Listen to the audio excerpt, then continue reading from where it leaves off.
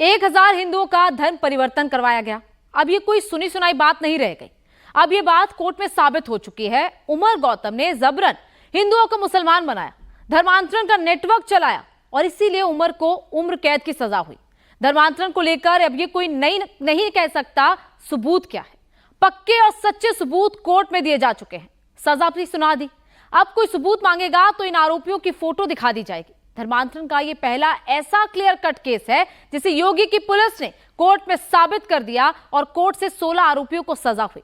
धर्मांतरण का ये गैंग कैसे काम करता था, एटीएस के पास आरोपियों के खिलाफ में कितने सबूत थे, पूरी डिटेल इस रिपोर्ट में देखिए।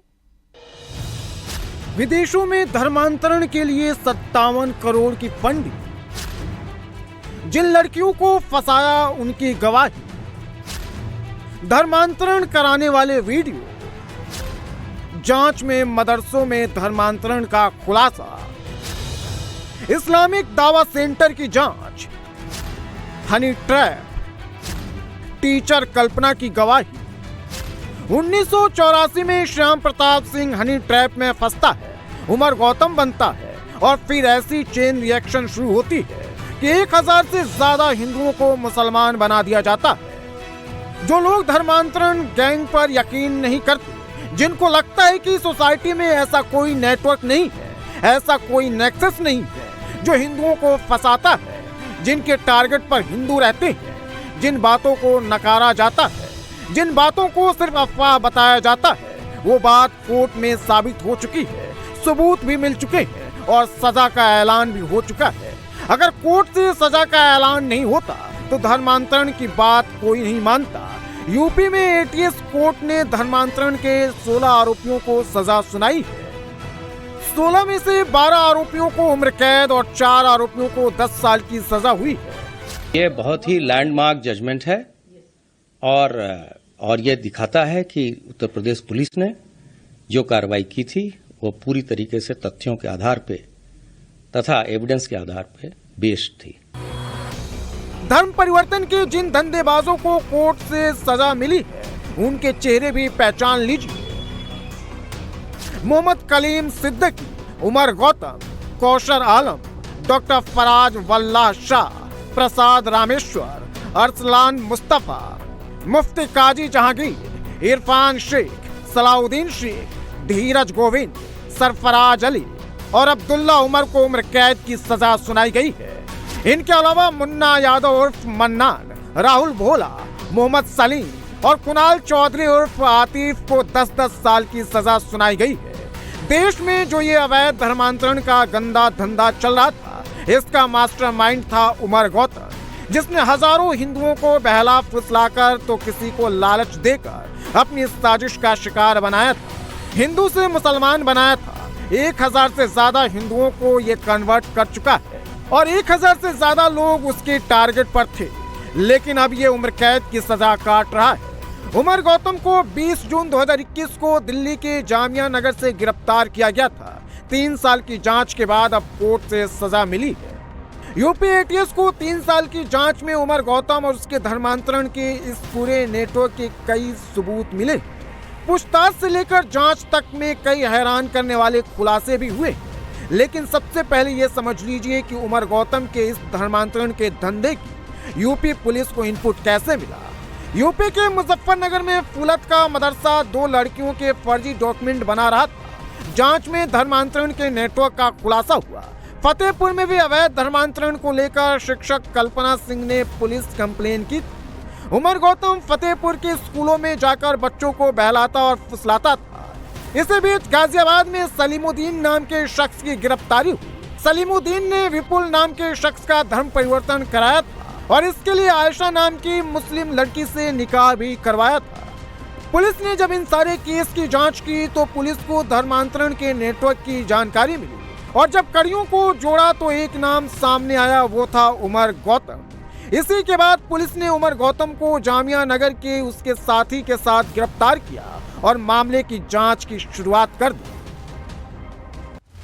अलीगढ़ में पढ़ाई के दौरान उमर गौतम हनी ट्रैप के जाल में फंसा और पढ़ाई खत्म करने के बाद उसने देश और दुनिया में इस्लाम पर स्पीच देने का काम शुरू किया। अपनी स्पीच में वो हिंदू से मुसलमान बनाने की कहानी सुनाता था, लोगों को खुलेआम इस्लाम कबूल करने की बात कहता था, गरीब हिंदुओं को ललचाने के लिए अपनी लाइफ स्टाइल बदलने की बात बताता था, 18 बार ब्रिटेन और 4 बार अमेरिका तक जाने की कहानी सुनाता था, जो लोग इसका शिकार बन चुके थे उनकी सफलता की कहानी सुनाता था। अपने कई वीडियो में उमर गौतम खुद धर्मांतरण करवाने की बात कबूल कर चुका है।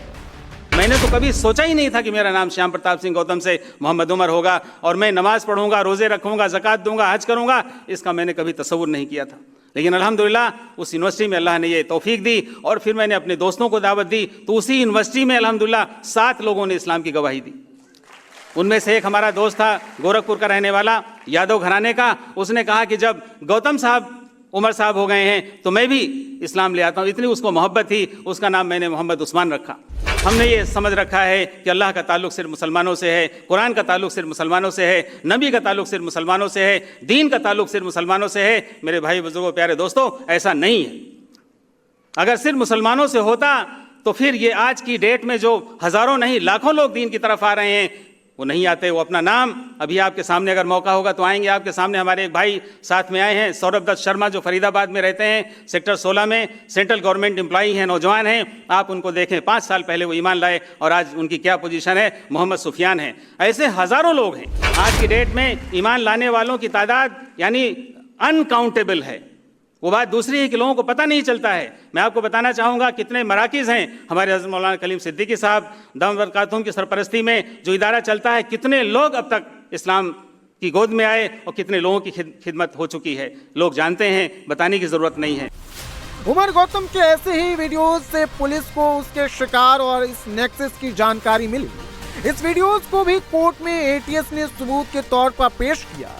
उमर गौतम ने पहला धर्म परिवर्तन अपनी पहली बीवी और बच्चे का करवाया था। इसके बाद उसने हजारों हिंदुओं को अपना शिकार बनाया और इसके लिए उसने बाकायदा एक सेंटर बना रखा था जिसका चेयरपर्सन खुद उमर गौतम था। उमर गौतम ने इस्लामिक दवात सेंटर का गठन किया था। इसका हेड ऑफिस दिल्ली के बटला हाउस में था। इसी सेंटर की आड़ में वो धर्म परिवर्तन का धंधा चला रहा था।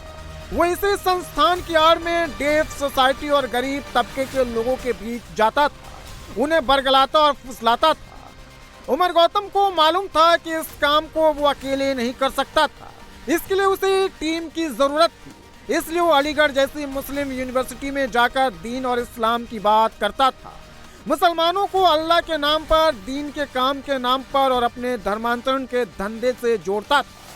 सख्त ज़रूरत है कि अगर हम अपने अखलाक से और अपने किरदार से इस्लाम की खिदमत करेंगे तो इंशाअल्लाह तबारक व तआला हज़ारों नहीं, लाखों नहीं, करोड़ों लोगों तक ये पैगाम पहुँचेगा और लोग जहन्नम की आग से बचकर जन्नत में जाने वाले बन जाएंगे। लेकिन ये कब होगा? जब हम उसके लिए मेहनत करेंगे, कोशिश करेंगे, तन मन धन से उस मिशन में, उस काम में लगेंगे। मैं सिर्फ इतना कहना चाहता हूँ कि ये काम हम सब का मिला जुला काम है। जैसा कि हज़रत मौलाना ने फरमाया, ये तमाम उम्मत मुस्लिमा का ये यूनैनिमस, यूनाइटेड एफर्ट है जिसको सबको मिलकर करना है। और मैं ये बात दावे के साथ कहना चाहता हूँ कि इस्लाम में हर समस्या का समाधान है। इस्लाम ने हर प्रॉब्लम का सोल्यूशन दिया है, लेकिन लोगों को मालूम नहीं है कि इस्लाम तमाम इंसानों का दीन है, तमाम इंसानों के लिए अल्लाह ने इसको भेजा है। उमर गौतम के धर्मांतरण का रैकेट 5 से ज्यादा राज्यों में फैला हुआ था। वो गरीब और दिव्यांगों को अपना टारगेट बनाता था, धर्म परिवर्तन के लिए बड़ी रकम का लालच देते थे, शादी और नौकरी दिलाने का वादा करते थे। उमर गौतम का नेटवर्क दिल्ली, महाराष्ट्र, हरियाणा और पंजाब तक फैला हुआ था। एटीएस के पास इसके पुख्ता सबूत मौजूद है। 2021 में उमर गौतम की गिरफ्तारी के बाद एटीएस ने उमर गौतम और उसके रिश्तेदारों की कुंडली खंगालनी शुरू की। पुलिस को धर्मांतरण के इस नेटवर्क से जुड़े कई हैरान करने वाले सबूत मिले। उमर गौतम के बैंक अकाउंट से विदेशी फंडिंग के सबूत मिले। उमर गौतम के अलग अलग खातों में 57 करोड़ रुपए मौजूद थे। बहरीन से अवैध रूप से 1 करोड़ 50 लाख रुपए जमा हुए थे। कई खाड़ी देशों से 3 करोड़ रुपए का फंड भी आया था। इसके अलावा दूसरे देशों से भी बड़ा अमाउंट जमा हुआ था। इस पैसे को धर्म परिवर्तन कराने वालों में बांटा जाता था।